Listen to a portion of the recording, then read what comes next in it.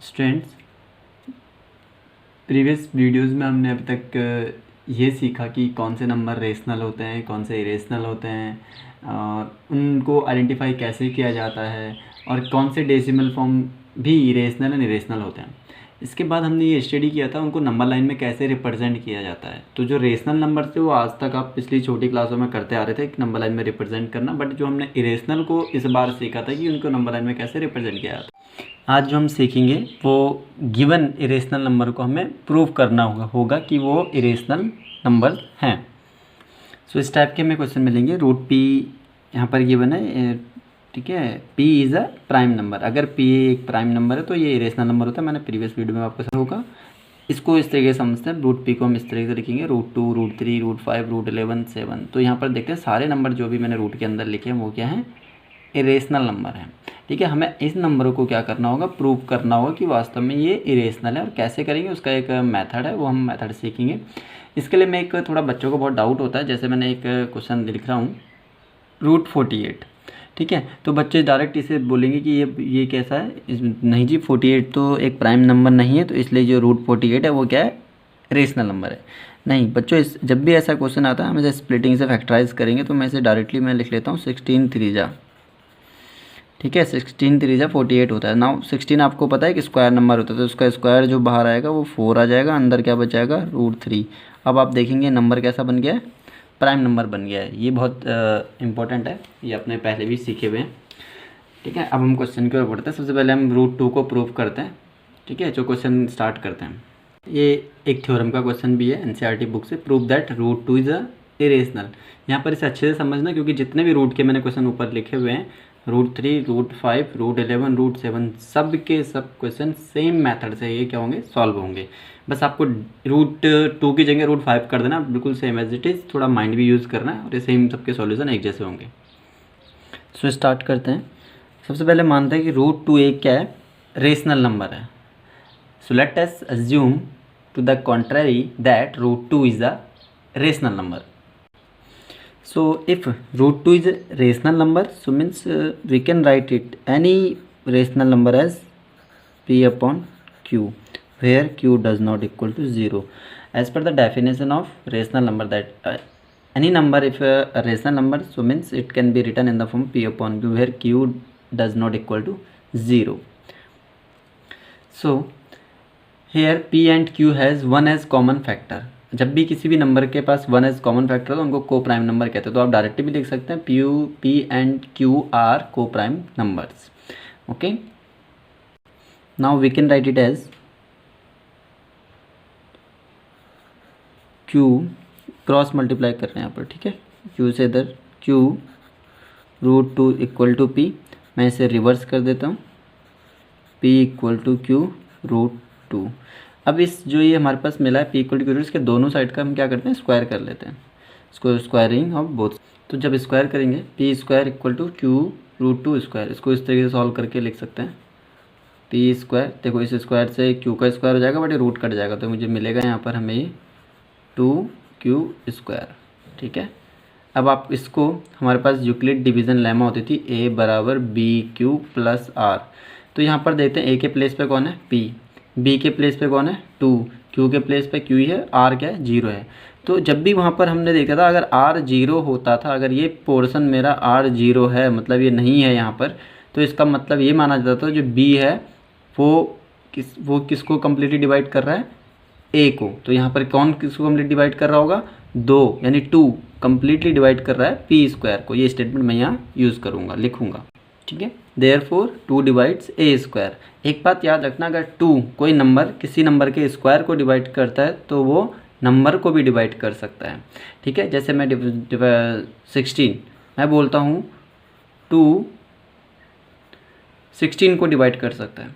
ठीक है, मैं इसको ऐसा लिख दूँ, 2 डिवाइड कर सकता है 4 के स्क्वायर को। ठीक है, तो जो याद रखना वो 4 को भी डिवाइड कर सकता है। ठीक है, यानी 2 16 को भी डिवाइड कर सकता है, तो उसका जो स्क्वायर रूट नंबर आएगा तो उसको भी डिवाइड करेगा, यानी 4 को। सिमिलरली यहाँ पर 2 किसको भी डिवाइड कर देगा, p को भी डिवाइड करेगा। ये एनसीईआरटी बुक में एक थ्योरम भी है 1.3। ठीक है, सो उसके हेल्प से भी हम इसे क्या कर रहे हैं, सॉल्व कर रहे हैं। सॉरी ये ए स्क्वायर हो गया था, पी स्क्वायर है। So 2 divides P square as well as P also, ठीक है, इसे हम लिख लेते हैं। ठीक, अब बात ये आती है, एक बात यहाँ पर देख लेते हैं, 16 को कितने टाइम डिवाइड कर रहा था, 8 टाइम। 4 को कितने टाइम करेगा, 8 टाइम करता है, नहीं 2 टाइम कर रहा है, 2 2 जा 4। सिमिलरली मैंने यहाँ पर, मैं इसे एक नया हमारे पास कॉन्सेप्ट इसी में आगे ऐड होता है, मैं लिख सकता हूँ पी को कितने टाइम डिवाइड कर रहा है। मान लेते हैं एक नया वेरिएबल ले लेते हैं, 2 ने डिवाइड करा पी को, यहाँ पर पी स्क्वायर करा था, कितने टाइम करा, मैंने एक नया वेरिएबल ले लिया, एस टाइम कर रहा है। जैसे यहाँ पर 2 8 जा, यानी क्यू टाइम तो पी स्क्वायर को कर रहा है, बट क्या पी को भी क्यू टाइम करेगा, ऐसा तो पॉसिबल नहीं है ना। तो यहाँ पर एक नया वेरिएबल लिया एस, इसलिए इस वाली इक्वेशन को मैं क्या मान लेता हूँ, यहाँ पर मैं इसे इक्वेशन 1 मान ले रहा हूँ, इक्वेशन 1, ठीक है। अगेन इसको हम फिर से क्या करते हैं, जो हमारे पास नया बना है A B equal to 2s, यानी पी को जो है 2s टाइम डिवाइड करता है, इनको दोनों साइड का फिर से स्क्वायर करेंगे। सो जब स्क्वायर करेंगे तो मैं इसे इस तरीके से लिखूँगा, P square 2s whole square equal to जो हमें मिलेगा वो मिलेगा P square equal to 4s square, ठीक है, ये हमें मिला। अब यहाँ पर देखते हैं पी स्क्वायर की वैल्यू हमारे पास ऊपर इक्वेशन 1 में ऑलरेडी है, ठीक है, फ्रॉम इक्वेशन 1। इक्वेशन 1 से हम पी स्क्वायर की वैल्यू पुट करेंगे, वो कितनी है, 2q स्क्वायर है, ठीक है। ये वैल्यू मैंने यहाँ पर रिप्लेस कर दी पी स्क्वायर के बदले, तो 4s स्क्वायर, 2 से मैं इसे कैंसिल करता हूँ तो कितना आ जाएगा, 2 टाइम ये कटेगा, तो यहाँ पर मेरे पास बचेगा q square equal to 2s square. Same चीज़ यहाँ पर देखने वाली बात ये है, देखो P square equal to 2q square, अब q square equal to 2s square, तो फिर से same by Euclid division lemma compare करेंगे, a बराबर B Q plus R, R check करते हैं, यहाँ पर आर जो प्लस है वो 0 है, ठीक है, आर का प्लस 0, तो इसका मतलब जो ये नंबर है b, ये a को q टाइम डिवाइड कर रहा है, यानी 2 है वो q स्क्वायर को s टाइम डिवाइड कर रहा है, तो सेम ही लिखेंगे, therefore 2 divides q square as well as q also. So therefore 2 divides q square as well as q also by using theorem 1.3, ठीक है, एनसीईआरटी बुक में आपके थ्योरम है। अब यहाँ पर ये देखते हैं, देखो 2 ने q स्क्वायर को भी डिवाइड कर सकता है, q को भी, और यहाँ पर 2 p स्क्वायर को भी डिवाइड कर सकता है, p को भी, बट हमने स्टेटमेंट स्टार्टिंग में लिखा था p q r को प्राइम नंबर्स, बट यहाँ पर तो को प्राइम नंबर ऐसे नंबर होते हैं जिनके बीच 1 एज कॉमन फैक्टर होता है, ठीक है, जैसे 3 और 5 ये दोनों को प्राइम नंबर है, 1 इनके बीच एक कॉमन फैक्टर हो सकता है, 1 और ये 3 से डिवाइड हो सकता है, ये 5 से डिवाइड होता है, 1 इनके बीच कॉमन फैक्टर है, बट यहाँ पर इन दोनों के बीच हमने बोला p या तो 1 से डिवाइड होता है या p कोई नंबर जो भी है, और q 1 से या फिर q से, बट यहाँ पर हमारे पास देखते हैं 2 और 2, ये भी 2 से डिवाइड हो रहा है, ये भी डिवाइड, ये क्या है, ये को प्राइम नंबर नहीं है इसका मतलब, ठीक है, हाँ, जिनके बीच 1 एज कॉमन फैक्टर होता है वो क्या होता है, वो नंबर्स क्या कहलाएंगे, को प्राइम नंबर कहलाएंगे। तो हमारी कॉन्ट्राडिक्ट फेल होती है यहाँ पर। अब हम इस तरीके से लिखेंगे statements, therefore p and q have at least 2s common factor, but this contradicts the fact p and q have no common factor other than 1, means already we हमने ऊपर लिखा हुआ है p and q are co-prime numbers. This contradict has arisen because of our incorrect assumption that root 2 is rational numbers. So we conclude that root 2 is irrational numbers. तो hence proof, ये हमारा prove हो गया कि root 2 एक क्या है, irrational number है।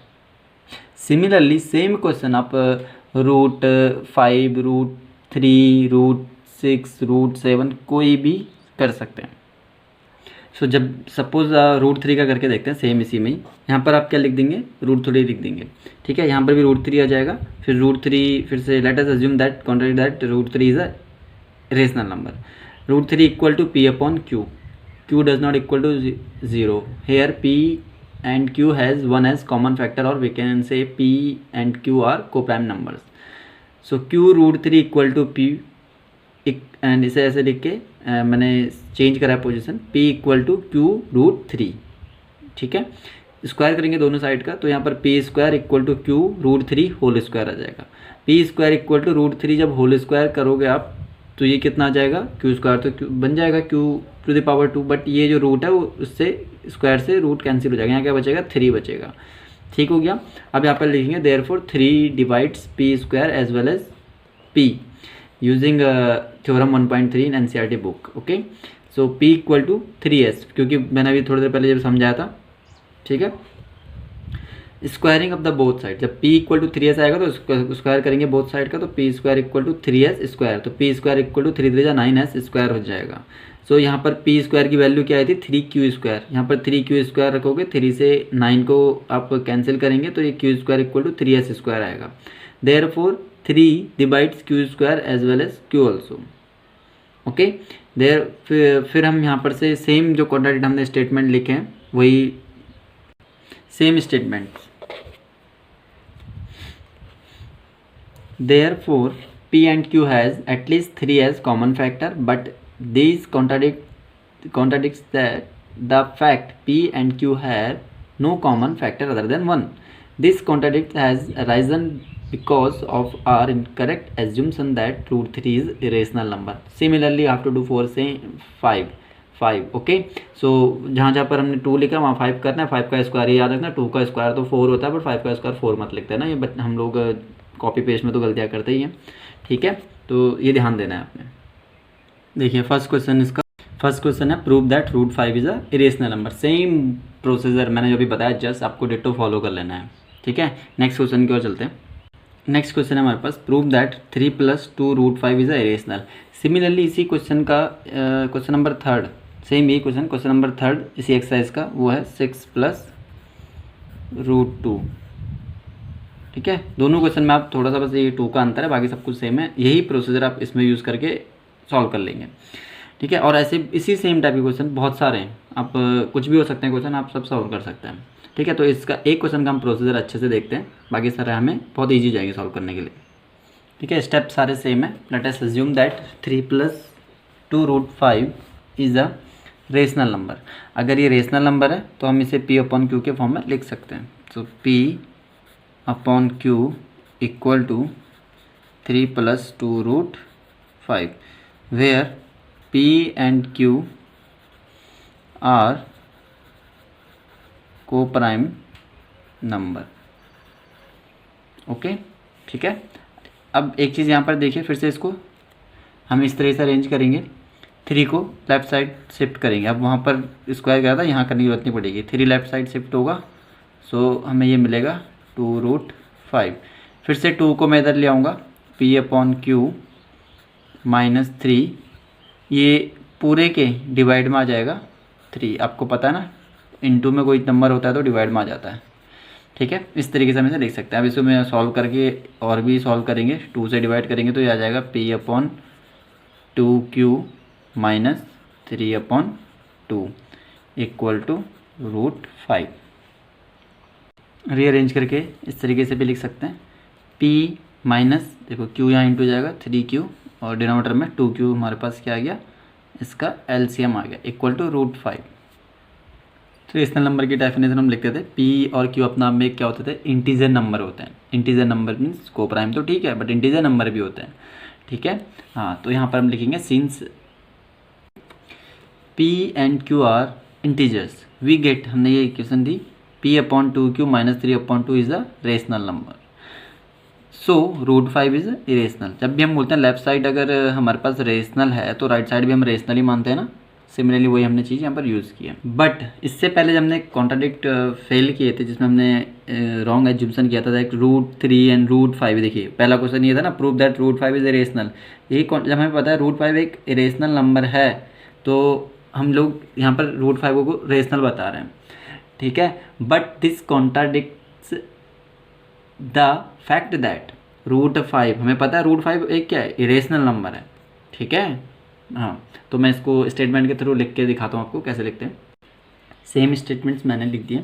Since p and q are integers we get p/2q -3/2 is rational, so root 5 is a rational. अगर ये रेशनल है तो ये भी रेशनल होगा। ये हम जनरली आज तक करते आते हैं, left hand side right hand side के इक्वल मान के। But this contradict the fact that root 5 is irrational. This contradict has arisen because of our incorrect assumption that 3 + 2 root 5 is a rational. So we conclude that 3 + 2 root 5 is a irrational number. Okay? So similarly आप ऐसे जितने भी इस exercise के सारे question आप आराम से कर सकते हैं। इसमें 3 ही क्वेश्चन गिवन है। एक सेकंड क्वेश्चन हो गया। क्वेश्चन नंबर 3 में आपको दिखाता हूँ क्या क्या है। सिमिलर मेथड से आप कर सकते हैं।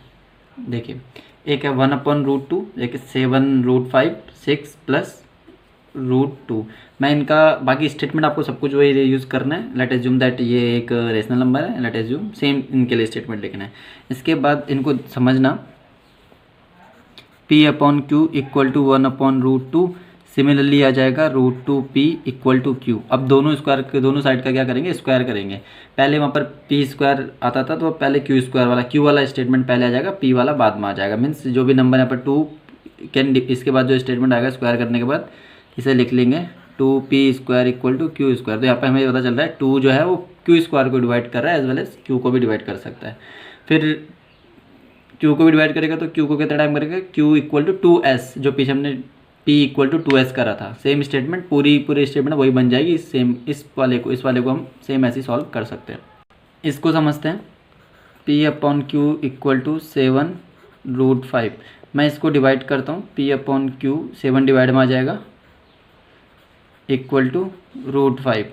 पूरा का पूरा स्टेटमेंट सेम अभी जैसा हमने यूज़ किया। हमें पता है ये एक को प्राइम नंबर्स है। अगर मैं 7 से डिवाइड कर दूंगा तो अब भी ये रेशनल है, तो ये भी एक रेशनल नंबर है। बट ये कॉन्ट्राडिक्ट फेल होगी क्योंकि √5 अभी हमने प्रूव करा ये एक रेशनल नंबर है। इसके बाद के सारे स्टेटमेंट आपने यही लिखने हैं जैसा ये है। ठीक है, नेक्स्ट इसके लिए भी सेम वही P/Q इक्वल टू 6 + √2। ठीक है, 6 को आप मूव करेंगे, P/Q - 6 इक्वल टू √2। जो मैंने पहला क्वेश्चन इस एक्सरसाइज में आज कराया था एग्जाम्पल एज एग्जाम्पल का, तो √2 एक इरेशनल नंबर था। बट सेम स्टेटमेंट आपने जहाँ पर हमने लिखा ये वाली वैल्यू पुट कर देनी है और आपका आंसर आ जाएगा। और सेम स्टेटमेंट आपने जो एबव अभी हमने करे हुए लिख देंगे। ठीक है, होप आपको ये सारे क्वेश्चन समझ में आए होंगे। नहीं आएंगे तो मेरे को कमेंट जरूर करिएगा, मैं आपको दोबारा से एक्सप्लेन कर दूंगा। और कोई भी क्वेश्चन, कहीं पर भी कोई डाउट्स हो, कुछ भी हो, आप मेरे को कमेंट जरूर करिएगा। और आपको अगर ये वीडियोस पसंद आ रही हैं तो लाइक एंड शेयर ज़रूर करना मत भूलिएगा। ठीक है, थैंक यू।